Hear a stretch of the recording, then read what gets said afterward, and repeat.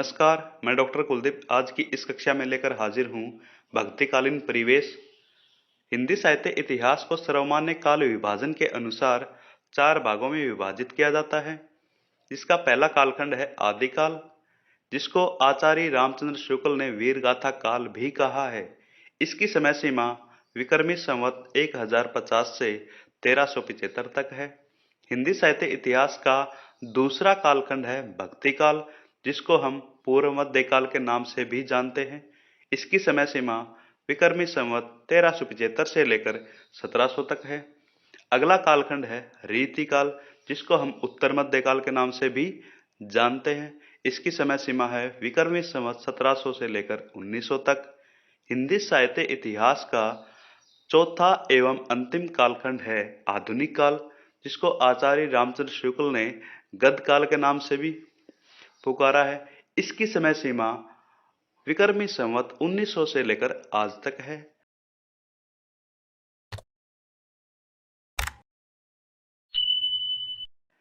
आज का हमारा मुख्य विषय है भक्ति काल की पृष्ठभूमि एवं तत्कालीन परिस्थितियां अर्थात परिवेश। सर्वप्रथम हम पढ़ेंगे भक्ति काल का स्वरूप। सर्वमान्य काल विभाजन के अनुसार हिंदी साहित्य इतिहास के द्वितीय कालखंड को भक्ति काल के नाम से जाना जाता है। इस भक्ति काल को हम पूर्व मध्यकाल भी कहते हैं। इसकी समय सीमा आचार्य रामचंद्र शुक्ल के अनुसार विक्रमी संवत 1375 से 1700 तक मानी गई है। विक्रमी संवत जैसे ही आपको दिखाई दे तो आप समझ जाना, जो सन होता है, सन से विक्रमी संवत हमेशा 57 वर्ष आगे चलता है। 57 वर्ष आपको ध्यान रखना है। यहाँ पे भक्ति काल की मुख्य रूप से दो धाराएं हैं।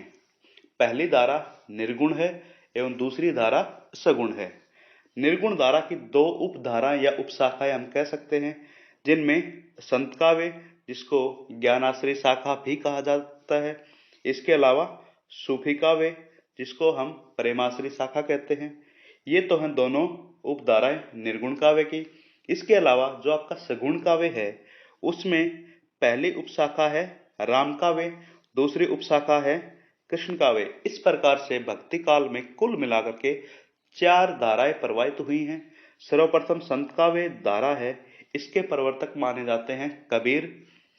दूसरी जो आपकी सूफी काव्य दिखाई दे रही है यहाँ पे, इसके प्रवर्तक हैं मलिक मोहम्मद जायसी। ये दोनों ही धाराएं निर्गुण भक्ति को अपनाती हैं।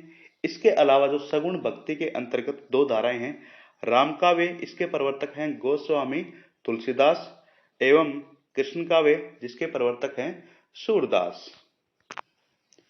प्रसिद्ध विद्वान मोरियर विलियम्स के अनुसार भक्ति शब्द की व्युत्पत्ति संस्कृत की भज धातु से हुई है, जिसका अर्थ है सेवा करना या भजना, अर्थात श्रद्धा और प्रेम पूर्वक इष्ट देवता के प्रति आसक्ति। भक्ति का मतलब है पूर्ण समर्पण। सरल शब्दों में हम कह सकते हैं कि हमारी आत्मा परमात्मा की डोर से बंध गई। ईश्वर के प्रति निष्ठापूर्वक समर्पित होने वाला सच्चा साधक ही भक्त है। भक्ति का सर्वप्रथम उल्लेख श्वेताश्वेतर उपनिषद में मिलता है। ऐतिहासिक संकेतों के आधार पर माना जा सकता है कि पूजा अर्चना भक्ति का बीज सिंधु वासियों के दिलों में अंकुरित हो चुका था।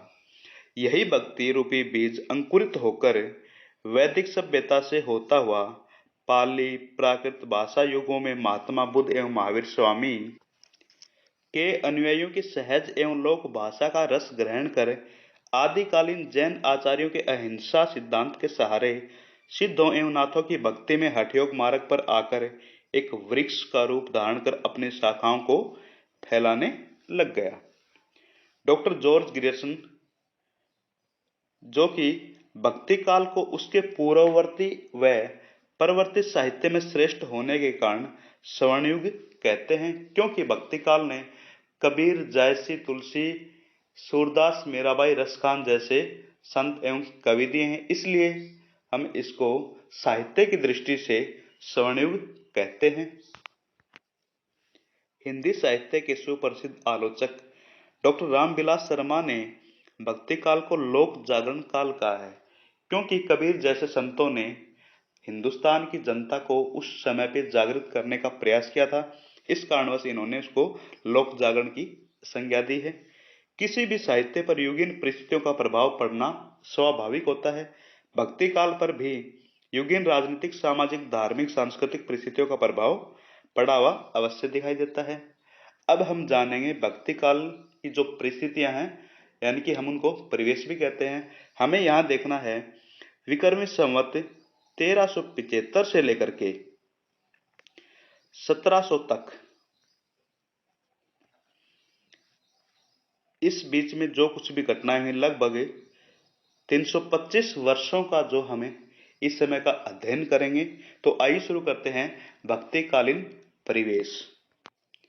सर्वप्रथम हम पढ़ेंगे राजनीतिक परिवेश।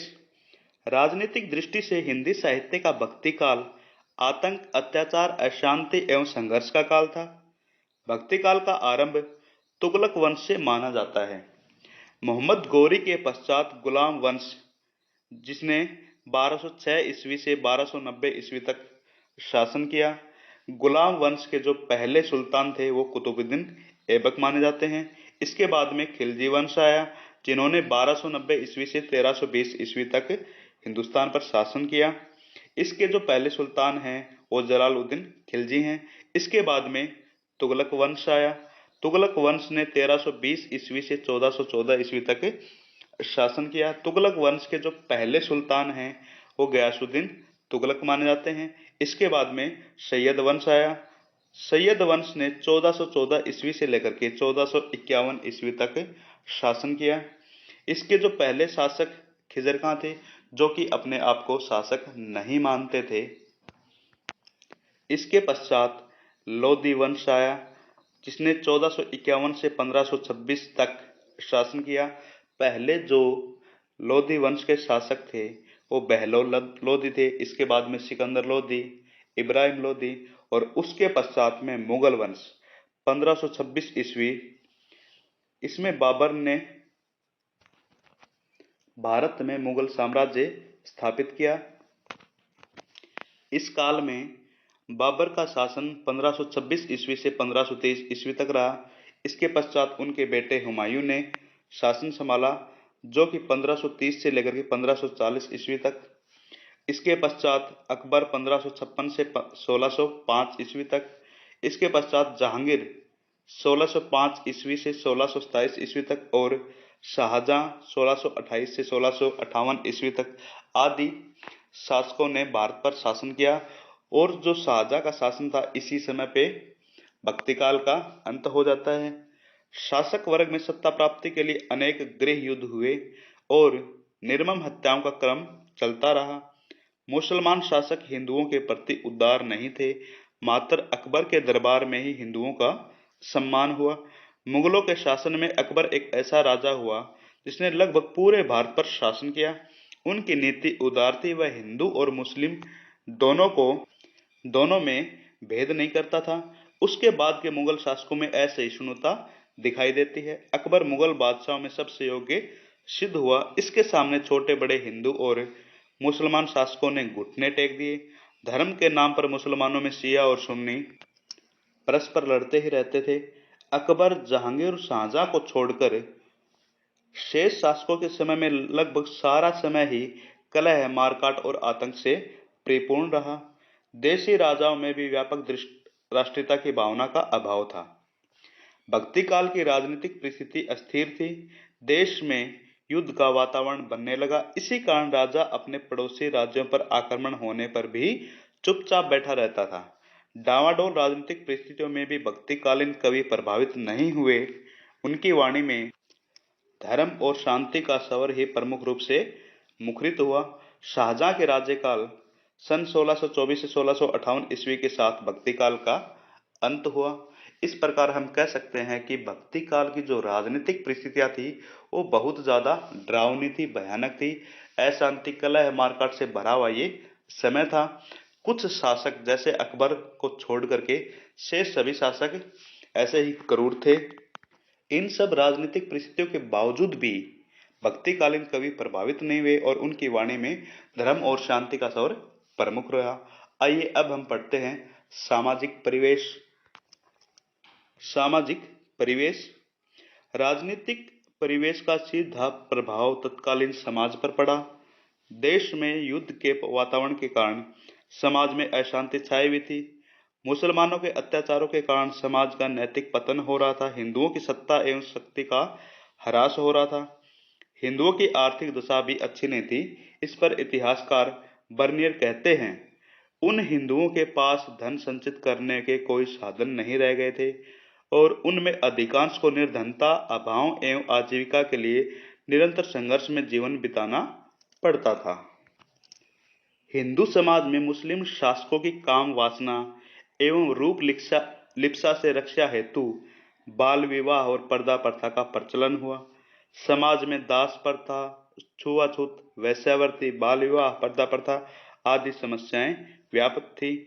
समाज में नारी को केवल भोग विलास की वस्तु समझा जाता था। सुंदर लड़कियों का अपहरण करके उनके साथ जबरदस्ती विवाह करना, लड़कियों का क्रय विक्रय भक्तिकालीन समाज में दिखाई देता है। हिंदुओं में वर्ण व्यवस्था का रूप और अधिक कठोर हो गया था, क्योंकि यहाँ पर हिंदू कुछ वर्णों में बटा हुआ था, जो कि ब्राह्मण, वैश्य, क्षत्रिय और शूद्र। नारी और अछूतों को शिक्षा का अधिकार नहीं था। समाज में चारों तरफ अराजकता फैली हुई थी। राजाओं का प्रजा पर कोई ध्यान नहीं था। देश में अकाल, महंगाई, भ्रष्टाचार के कारण लोगों का बुरा हाल था। शाहजहां एक ऐसा राजा था जिसने अकाल पड़ने पर मुफ्त में अनाज बंटवाया। उस समय किसानों, व्यापारियों पर लगान के रूप में शासकों द्वारा अधिक कर लगाया जाता था, जिससे सामान्य जनता परेशान थी। जमींदारी प्रथा पुनः प्रारंभ हो गई थी। मुगल सत्ता होने के कारण हिंदू और मुसलमानों में विभिन्न क्षेत्रों में आदान प्रदान हुआ। हिंदू मुसलमानों में वैवाहिक संबंध स्थापित होने लगे। अकबर की कई रानियां हिंदू थी। समाज में मुसलमान तथा अमीर व्यक्तियों में बहु विवाह की प्रथा थी, क्योंकि वो एक से अधिक विवाह करते थे। संक्षेप में सब बातों का अवलोकन करके हम कह सकते हैं कि तत्कालीन हिंदू समाज दयनीय अवस्था में था। वह दरिद्रता, शिक्षा तथा अनेक सामाजिक कुरीतियों का शिकार था। इस प्रकार भक्ति काल में सामाजिक परिस्थिति भी अत्यंत दयनीय एवं शोचनीय थी। आइए अब हम पढ़ते हैं अगली परिस्थिति, धार्मिक परिवेश। भक्ति काल में मुख्य रूप से जो धर्म प्रधान थे उनमें हिंदू, बौद्ध और मुस्लिम थे। हिंदू धर्म कई भागों में विभाजित हो चुका था, जैसे वैष्णव जो विष्णु धर्म को मानने वाले थे, शैव जो शिव जी को मानने वाले थे, शाक्त जो देवी माता को मानने वाले थे। वैष्णव धर्म में भी कई संप्रदाय हो गए, जैसे राम को मानने वालों में श्री संप्रदाय, ब्रह्म संप्रदाय, कृष्ण की उपासना करने वालों में वल्लभ संप्रदाय, निम्बारक संप्रदाय आदि। शाक्त धर्म भी वामपंथी संप्रदाय का उदय हुआ। बौद्ध धर्म में भी विकृति आ गई थी। उसके भी दो भाग, हीनयान और महायान हो गए थे, जो अपना वास्तविक उद्देश्य भूलकर जंतर मंतर, जादू टोने तथा चमत्कारों द्वारा जनता में अपना प्रभाव बनाए रखना चाहते थे। भक्ति काल के समय में भारत में इस्लाम धर्म का भी बहुत प्रचार प्रसार हो चुका था। इस्लाम धर्म भी शिया और सुन्नी दो भागों में विभाजित था। हिंदू और बौद्ध धर्म के अतिरिक्त सूफी मत का भारत में आगमन इस युग की महत्वपूर्ण घटना थी। निर्गुणवादी विचारधारा के संतों और सूफियों ने धार्मिक उदारता का परिचय दिया और हिंदू मुस्लिम एकता का प्रचार किया। इन पर अद्वैतवाद जो शंकराचार्य जी का है उसका प्रभाव है। इस प्रकार भक्ति काल धार्मिक दृष्टि से विविध संप्रदायों और मतों के विकास का युग है। सभी धर्मों में पाखंड, अंधविश्वास बढ़ने के कारण जो मूल सिद्धांत था वह लुप्त हो गया था। मंदिरों और मस्जिदों में धन संचय और भोग विलास करना यह आम बात बन चुकी थी। सोमनाथ मंदिर में हुए लूट से यह पता चलता है कि उस समय के मंदिरों में कितना धन संचय हुआ करता था। इस प्रकार हम कह सकते हैं कि इस समय की जो धार्मिक परिस्थिति है वो भी, जैसे हिंदू भी अनेक भागों में बटा हुआ था। मुस्लिम शिया और सुन्नी पे लड़ते झगड़ते रहते थे। इसके अलावा बौद्ध धर्म भी अपनी जो वास्तविकता है उसको भूल करके दो भागों में बंटकर हीनयान और महायान, जादू टोने, तंत्र विद्या तो इनमें लग गया था। इन सभी धर्मों में पाखंड अंधविश्वास बढ़ने लगा था। इसके बाद में जो निर्गुणवादी खास करके कबीरदास जैसे संत हुए हैं, इन्होंने इनके ऊपर प्रहार किया और समाज को इन पाखंडों से बाहर निकालने का भरपूर प्रयास किया। आइए अब हम पढ़ते हैं अगली परिस्थिति, सांस्कृतिक परिवेश। भक्तिकालीन साहित्य के निर्माण के समय योग तंत्र विशेष प्रेरक तत्व था। अतः भक्ति ज्ञान और योग के साथ समन्वय किया जाने लगा। विभिन्न संप्रदाय के उपासित देवी देवताओं में समन्वय लाने का प्रयास भी उस समय चल रहा था। मुस्लिम शासन के कारण हिंदू मुस्लिम संस्कृतियों में चित्रकला, संगीत कला, स्थापत्य कला, वास्तुकला तथा साहित्य में भी अद्भुत समन्वय हुआ, जिससे भारतीय संस्कृति का रूप निखरा है। भारतीय संस्कृति का मूल मंत्र समन्वय की चेष्टा है। विदेशी आक्रमणकारों के कारण भारतीय संस्कृति पर इनका प्रभाव पड़ा। भक्ति काल में अकबर के समय में हिंदू और मुस्लिम एकता पे बल दिया गया था। हिंदू और मुस्लिम आपस में एक दूसरे के तीज त्योहारों में शामिल होने लगे थे। यहाँ कुछ हद तक सांस्कृतिक परिवेश अच्छा देखा जा सकता है। इस प्रकार ये तो थी सांस्कृतिक परिस्थितियां। अब हम पढ़ते हैं साहित्यिक परिवेश। युगीन राजनीतिक, सामाजिक, धार्मिक और सांस्कृतिक परिवेश का प्रभाव भक्तिकालीन साहित्य पर भी पड़ा है। मुस्लिम शासन के कारण मुगलों की राजभाषा फारसी थी। जैसे ही बाबर ने यहाँ पर मुगलों का स्थापित किया था, उस समय उनकी जो राजभाषा थी वो फारसी थी। संस्कृत उच्च वर्ग के लोगों की भाषा थी। हमारे हिंदुओं में जो संस्कृत थी वो उच्च वर्ग के लोगों की भाषा थी। इस काल में अवधी, ब्रज भाषा तथा खड़ी बोली का विकास हुआ। कबीर, मलिक मोहम्मद जायसी, सूरदास, तुलसीदास, मीराबाई, रसखान आदि भक्त कवियों ने भक्तिपरक साहित्य का सृजन किया। समाज में छुआछूत, बाह्य आडंबर होने के कारण कवियों ने उनका विरोध करते हुए उपदेशात्मक रूप में नीति काव्यों की भी रचना की। इस काल के कवियों ने अपने विचार पद में प्रस्तुत किए। भक्ति काल में पर्याप्त पुस्तकें लिखी गई, पर हिंदुओं का उच्च वर्ग संस्कृत में ही अपने विचार प्रकट करता रहा। शेरशाह सूरी तथा अनेक मुस्लिम शासकों ने हिंदी को प्रोत्साहन दिया, पर हिंदी को फारसी एवं संस्कृत जैसा स्थान नहीं मिल पाया। इस काल में मुक्तक और प्रबंध दोनों प्रकार की रचनाएं दर्शन और संस्कृति को आधार बना करके रची गई। भक्तिकालीन साहित्य लोक परलोक को स्पर्श करता हुआ एक साथ हृदय, मन और आत्मा की भूख को शांत कर देने में सक्षम है। ये तो थी भक्ति काल की परिस्थितियां। आइए अब हम दृष्टि डाल लेते हैं इसके निष्कर्ष पर।